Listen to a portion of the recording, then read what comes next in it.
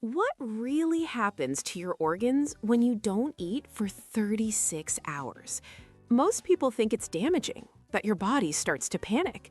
But the truth is, it's a process, a fascinating one. Let's walk through it. We'll start right after your last meal. For the first few hours, your body is in familiar territory.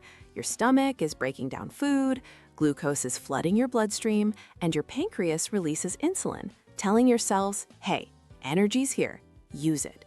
Your organs are relaxed, your brain is happily running on glucose, your muscles are topped up, and your liver is quietly storing the extra fuel as glycogen, a backup supply, just in case. But here's the thing most people don't realize. That backup supply, it doesn't last very long. Around hours 6 to 8, the easy fuel starts running out.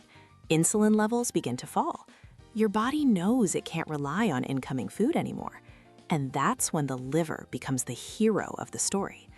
Between hours 8 and 12, it starts unloading its glycogen reserves, that emergency energy storage. But those reserves are limited, and once they're mostly gone, your body has a serious problem to solve.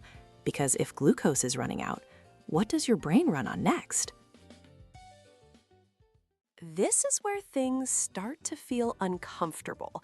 Around hour 12 of not eating, your liver's primary fuel tank, its glycogen, is largely depleted.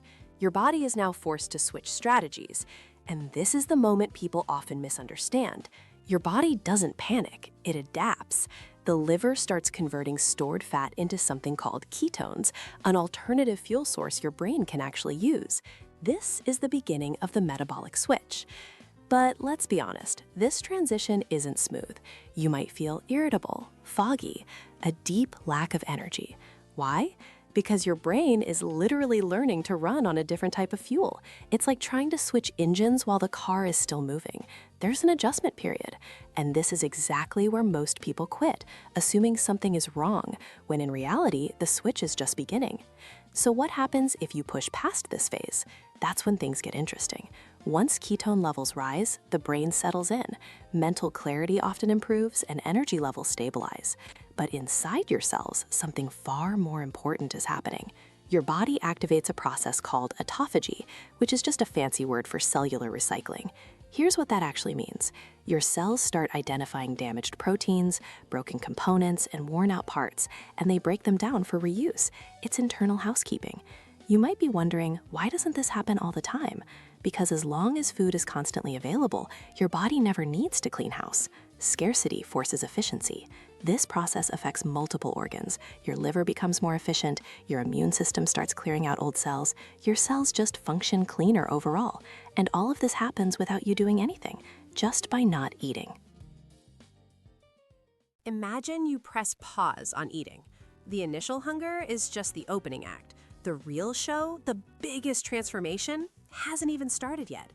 That comes next. By hour 24, your body has made a profound switch.